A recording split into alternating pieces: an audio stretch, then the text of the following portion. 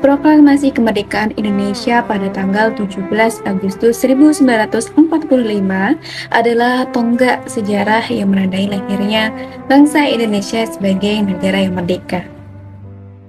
Setelah Jepang menyerah pada sekutu pada tanggal 15 Agustus 1945, Indonesia melihat ini sebagai kesempatan emas untuk Indonesia merdeka.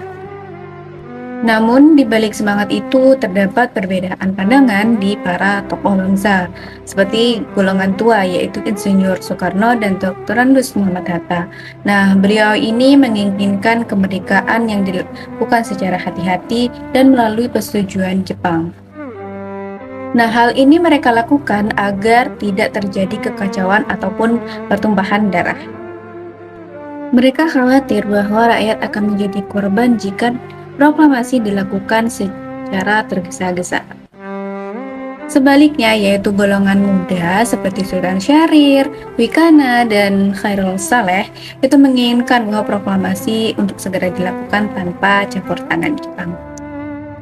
Mereka berpendapat bahwa kesempatan emas ini tidak boleh disia-siakan. Jepang sudah kalah dan rakyat Indonesia harus segera menentukan nasibnya sendiri. Ketegangan pun memuncak di antara kedua golongan. Kemudian pada malamnya tanggal 15 Agustus 1945, para golongan muda mendatangi kediaman Soekarno untuk mendesak agar proklamasi segera dilakukan.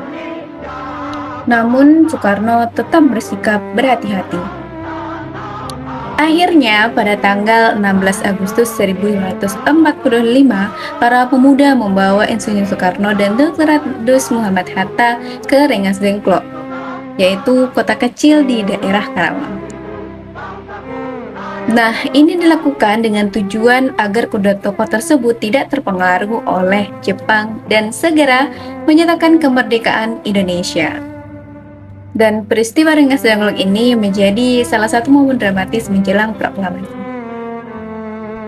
Pada malam harinya, Soekarno dan Insinyur Muhammad Hatta kembali ke Jakarta. Di rumah Laksamana Maida, yaitu seorang perwira Jepang yang bersipati kepada perjuangan bangsa Indonesia. Naskah proklamasi mulai disusun. Soekarno menulis naskah dengan bantuan Hatta dan Ahmad Subarjo.